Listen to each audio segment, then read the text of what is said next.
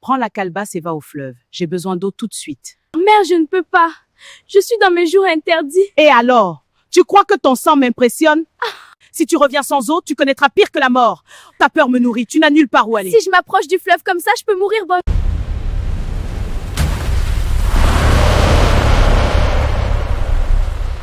Dans le village de Témara, existait une règle plus ancienne que la parole des anciens.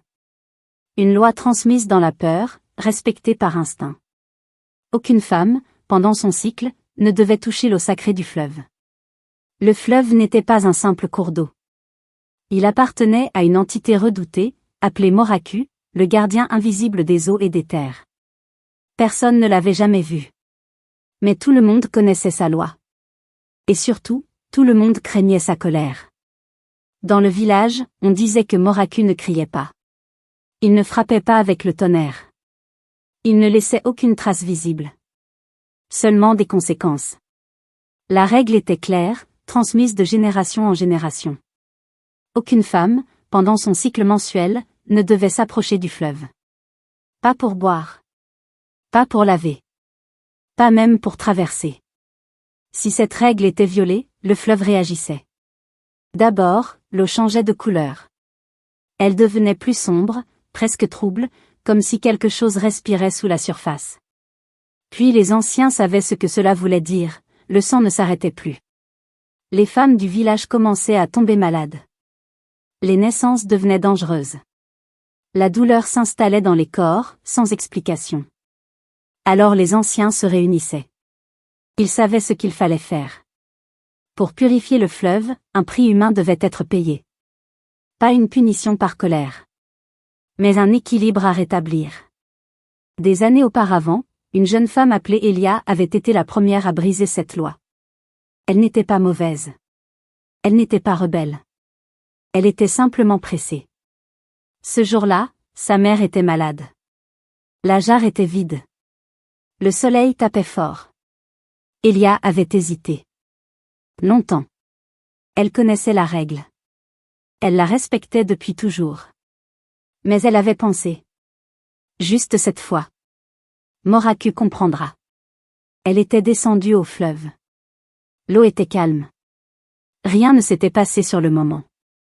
Mais le lendemain, le fleuve avait changé. Puis le sang d'Elia ne s'était plus arrêté. Les anciens avaient compris trop tard. Elia n'avait pas survécu. Et depuis ce jour, son nom n'était plus prononcé à voix haute. Il servait d'avertissement. Car Moraku ne pardonnait pas l'oubli. Et le fleuve, lui, n'oubliait jamais. Elia s'était rendu au fleuve à l'aube. Le ciel était encore gris. L'air était frais. Le village dormait presque encore. Elle ne savait pas. Elle ignorait que son cycle commencerait à cet instant précis. Dans sa main, elle tenait une jarre vide. Elle avançait lentement, concentrée sur sa tâche. Pour elle, ce matin ressemblait à tous les autres. Aucun signe. Aucun avertissement. En se penchant pour remplir la jarre, elle sentit d'abord une chaleur étrange dans son ventre. Puis une humidité soudaine. Elle baissa les yeux. Le sang coulait. Son cœur se serra. Ses mains tremblaient. Elle voulut se redresser, mais il était trop tard. L'eau claire du fleuve changea sous ses yeux. Elle devint sombre. Plus épaisse. Comme si le fleuve respirait avec colère. Des femmes étaient présentes un peu plus loin. Elles virent la couleur de l'eau. Elles crièrent. Les cris résonnèrent sur les rives. Le fleuve. Le fleuve a été souillé. Elia tomba à genoux. Elle pleurait. Elle répétait qu'elle ne savait pas. Qu'elle n'avait pas voulu désobéir. On la saisit par les bras. On l'emmena au centre du village. Devant les anciens, Elia tremblait. Ses vêtements étaient tachés. Ses yeux étaient rouges de larmes. « Je vous en supplie, je ne savais pas », disait-elle encore et encore. « Je jure que je ne savais pas. » Mais la peur parlait plus fort que la pitié. Les anciens ne voyaient plus une jeune fille. Ils voyaient un danger. Une menace pour tout le village. Le prêtre s'avança lentement. Sa voix était calme. Trop calme. Il leva la main et déclara. Le sang a touché le fleuve. Puis il ajouta. Le sang doit laver le sang. Un silence lourd tomba. Personne ne protesta. Personne n'osa regarder Elia dans les yeux. Ce jour-là, Elia mourut. Sans haine. Sans défense. Sans justice. Et le fleuve retrouva sa couleur. Mais le village, lui, ne retrouva jamais la paix. Depuis ce jour, le village de Témara vivait sous une menace silencieuse. Personne n'en parlait ouvertement. Mais tout le monde y pensait.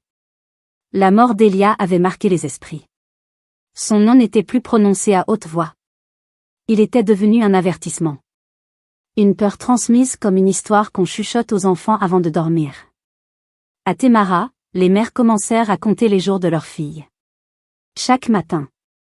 Chaque soir. Elles notaient, calculaient, surveillaient. Quand une fille s'approchait de son cycle, elle ne sortait plus seule. On lui interdisait la rivière. On lui interdisait les longs chemins. Même le silence devenait une protection. Aucune femme n'osait défier la règle. Pas par conviction. Mais par peur. Le fleuve coulait calmement, comme s'il n'avait jamais rien fait. Mais chacun savait qu'il observait. Invisible. Patient.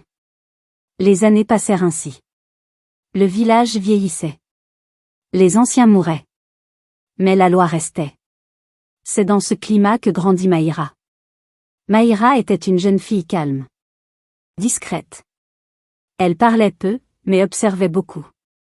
Elle vivait avec son père, un homme dur, fatigué par la vie. Sa mère était morte alors qu'elle était encore enfant. Maïra se souvenait surtout du silence laissé derrière elle. D'une maison devenue froide. D'un père devenu distant.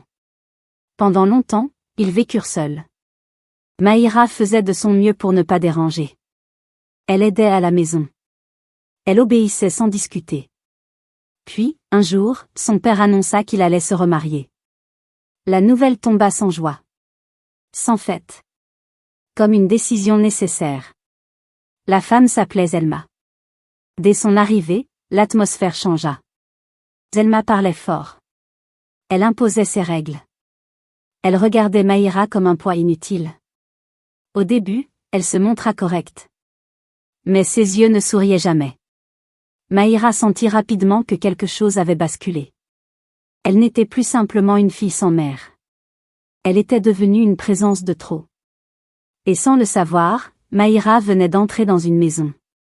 Où la peur du fleuve allait bientôt se mêler à la cruauté humaine. Au début, Zelma était douce. Trop douce, peut-être.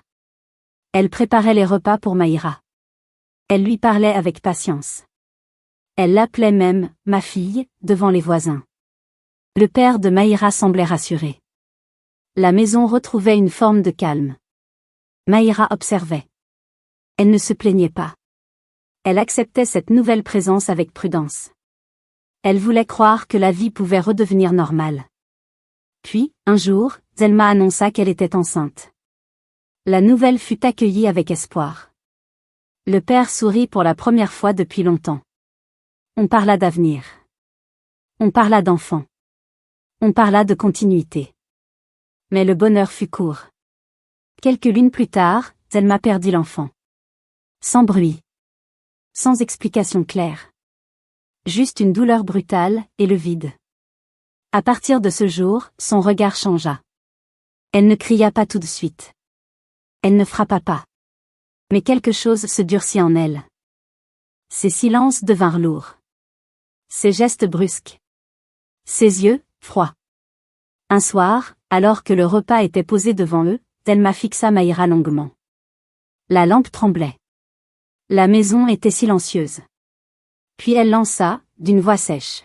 « C'est toi. » Maïra leva les yeux, surprise.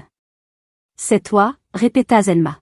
« Tu as attiré le malheur sur cette maison. » Le père ne dit rien. Il regarda son assiette. Son silence pesa plus lourd que des mots. Maïra voulut répondre. Expliquer. Se défendre.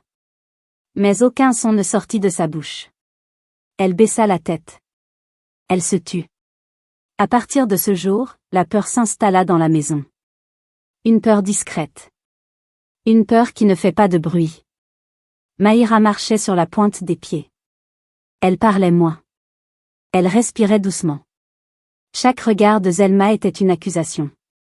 Chaque silence, une menace. Maïra comprit alors une chose simple et terrible.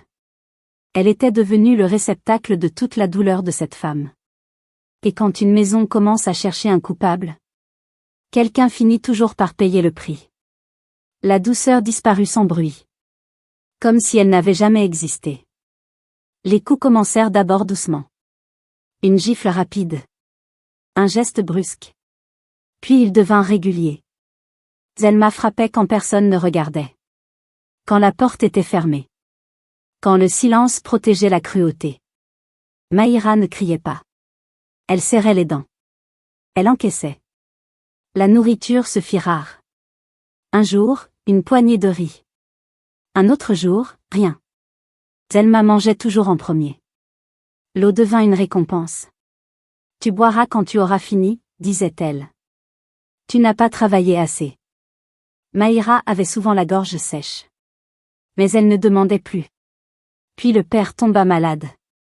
Au début, ce fut une fatigue étrange. Ensuite, la fièvre. Puis le corps qui lâche. Maïra s'occupa de lui comme elle put. Elle veillait la nuit. Elle essuyait son front. Elle priait en silence.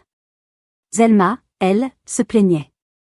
Cette maison m'épuise, disait-elle. Un matin, le père ne se réveilla pas. La mort entra sans frapper. Au village, Zelma pleurait fort. Trop fort. Elle se roulait par terre.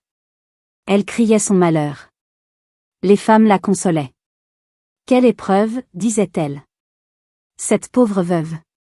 Maïra restait à l'écart. Muette. Invisible. Mais à huis clos, tout changeait. Zelma ne pleurait plus. Son visage devenait dur. Ses paroles tranchantes.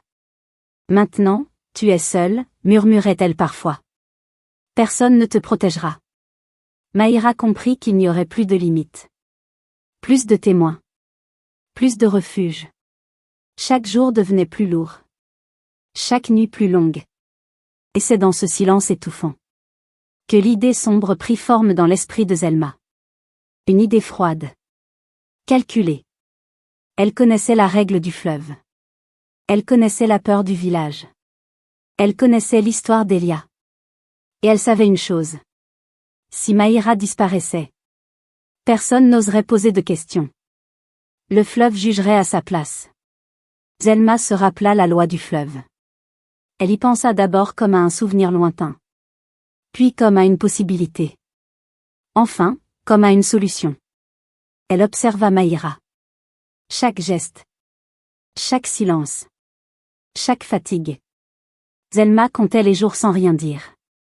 Elle notait les absences. Les changements d'humeur. Les nuits où Maïra se pliait de douleur. Elle attendait. Maïra, elle, vivait dans la peur constante.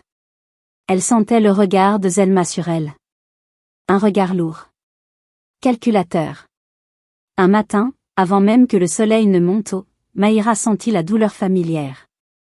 Cette douleur qu'elle connaissait trop bien. Son ventre se serra. Son cœur se mit à battre plus vite. Elle comprit immédiatement. Son cycle avait commencé. La panique monta en elle. Elle se lava discrètement. Elle changea ses vêtements. Elle tenta de se faire invisible. Elle resta dans un coin de la maison. Elle évitait les regards.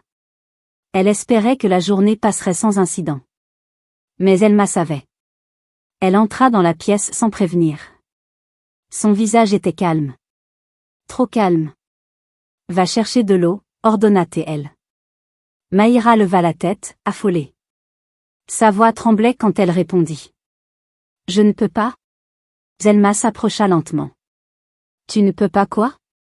Maïra baissa les yeux. Je ne peux pas aller au fleuve, aujourd'hui. Un silence lourd tomba. Puis elle m'a souri.